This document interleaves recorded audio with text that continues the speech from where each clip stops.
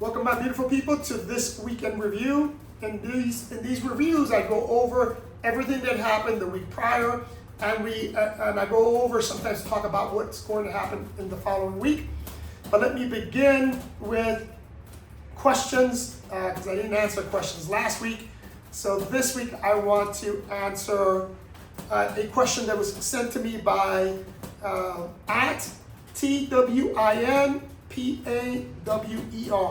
He writes, Fernando, great job. I just discovered your content and I love it. I operate a small property management company, and some of the properties are on a profit sharing model with owners. Do you recommend any PMS which also handles the accounting side of this profit sharing model? Any specific software for this? There's quite a few. I'm not going to endorse anyone in particular, but I will tell you this. I highly recommend that you do your research and be very, very careful on which PMS system you're going to use. Reason being is because that PMS system, it's going to take you a while to learn. And more importantly, it's going to take you a while to train your staff in that PMS system. And what you don't want to do is start with one PMS system, and then 6 months later having to change that PMS system, because it takes a long time to set these PMS systems up. So do your research. There's a couple out there that are very good. I'll mention a few, but I'm not endorsing these in particular. But on the low end, meaning in terms of cost, there's a few that I think are suitable, which is Hospitable, Hostaway, are two that you should look at. On the higher end, Guesty, and then you can also create your own or find a company that will design your own PMS system, which is always the best, but is extremely expensive to do, right? So again, take your time before you decide on a PMS system.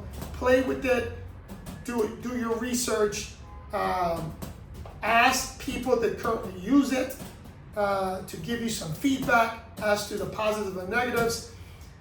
And once you find something, just like anything I always mention, be a master of that, right? Because here's why that's important, right?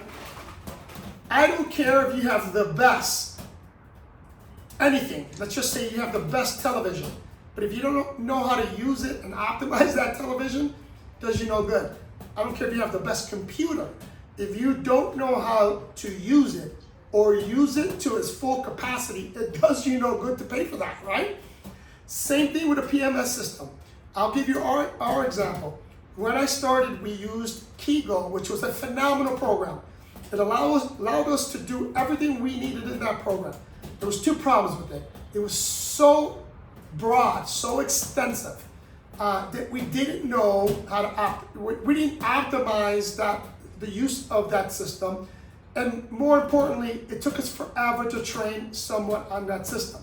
Keep in mind, not everyone that's going to work with you, or not everyone that's going to start with you, is going to be with you in 2 or 3 years down the road. So you're going to have to train people in these systems. And if it takes you months to train people in these systems, might not be an ideal system for you, right? Because I can tell you that we train multiple people in our PMS system.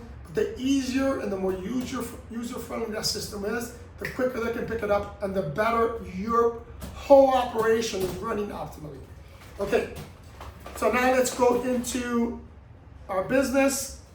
Our gross revenue for this week came in at, the rental revenue came in at $57,655.21. Our other fees came in at $13,046.86. Our booking sources, again, our direct booking site was number 1, came in at 64.9%. Airbnb came in at number 2 at 14.2%. Is Booking.com came in at number 3 at 7.4%. I'm sorry. Yeah. And then came Marriott at 6.8%. Then HomeAway or others came in at 6.8%.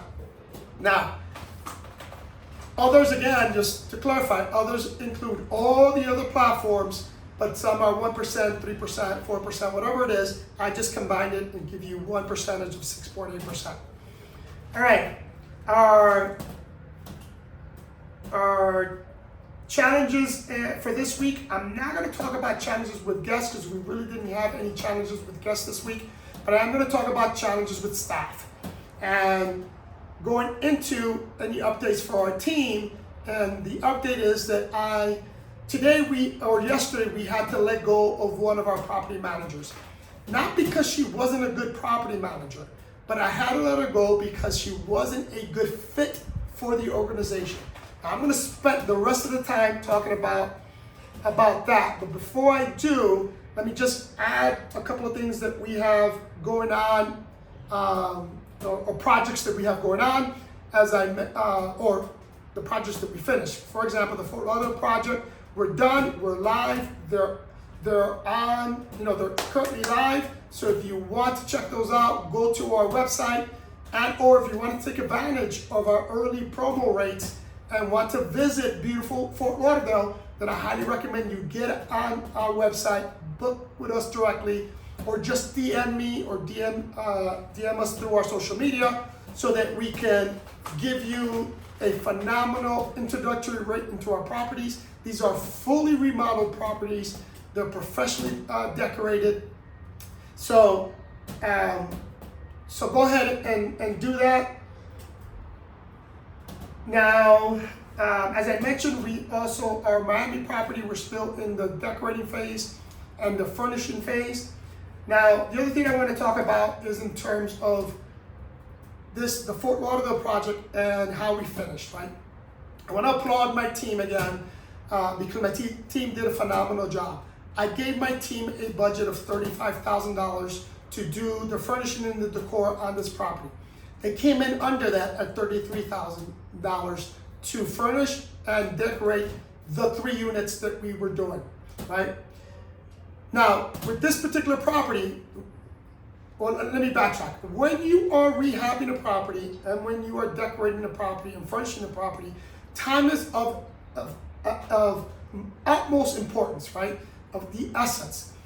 We want to get things done as quickly as possible because the longer it takes us, the less money we lose or the more money it costs us in terms of holding costs.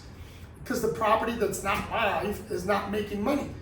So oftentimes the limiting factor there is permits on the rehab because we're at the mercy of the government, and or we're at the mercy of what type of the furniture that we're trying to get, the availability of that furniture.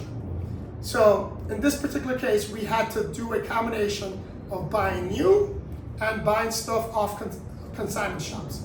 I try to do everything off consignment because we save a lot of money when we do that. In addition, we can buy quality stuff on consignment for half the price. Because again, if you don't follow my channel, this is the first time you're tuning into me, I'm gonna always be preaching the following. Not all furniture is created equal, and not all furniture should be in a short-term rental. Your short-term rental should have stuff that's specific. I don't want to say specific. Stuff that is more ideal for a short-term rental property, because you don't want to buy something that 6 months later you're going to have to replace.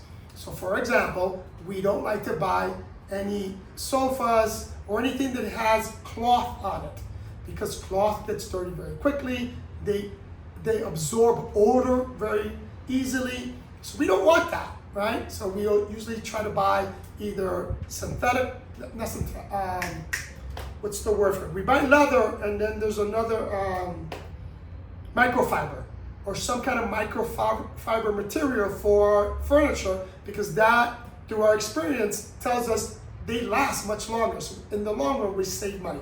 So anyways, going back to what's pending or some of the stuff that's coming up, As you can tell, I'm in Colombia, or I don't know if you can tell, but I'm traveling. I'm in Colombia. We're here because we acquired two properties, beautiful properties in beautiful areas. Super excited to show you these properties when they are ready.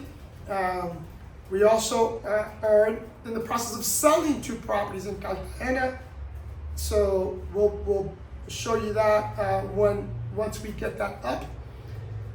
Okay, now let's talk about what I was referring to in terms of challenges and issues that we have. And in this particular case, I'm going to talk about staffing, right? I've always said you should take your time hiring, but you should fire quickly. And understand this, a person, not all people, just like not all furniture that's a good fit for your STR, not all people are a good fit for your business. I'm a big believer that developing the right culture in your organization in the long run is going to help you. It's more sustainable, or give you a business that's more sustainable in the long run, but it's also going to help you grow and definitely going to help you make more money. Culture is key, people. I am going to do it's so important that I'm going to do a separate video on just culture. Just to give you an idea, some examples, and only because it's been in the news lately, I'm going to use the New England Patriots and Bill Belichick as an example of how powerful culture is, right? Bill Belichick, for 20 plus years, developed a culture within an organization that allowed him to win championships with less than most other organizations. Why? Because they had a culture that bought into what Bill Belichick was selling. Can't express the importance of that enough. And in this particular case, this employee, this property manager that we hired, even though on paper was a phenomenal person or a phenomenal hire, and did a good job. The person did, every assignment that person got, did a great job with that assignment. In fact, that person was the one that took on the Fort Lauderdale project. And if you look at our Instagram, if you go to our website and look at these properties, I believe you're going to agree with us that she did a great job. The problem was that she didn't fit into our culture. So for the long run, she wasn't going to do my company the service that I believe my company deserves from someone. So that's why that person no longer works with us. So I hope you understand that. And again, if you haven't subscribed to this channel, subscribe to it, because as I stated, I'm going to do a particular or a specific video on culture, because I believe that is one of the most important parts of a company if you want to be in business for a long time, and if you want to grow and be profitable for a long time. Anyways, hope you got some value out of this video. If you did, hit that like button. Subscribe if you haven't subscribed. Follow me on Instagram, because I put most of the stuff that I put out is on Instagram. Buy me a coffee if you want to chat with me. Leave me a question down below if you want me to answer it during one of these weekend reviews. Love you guys, and I'll see you next time.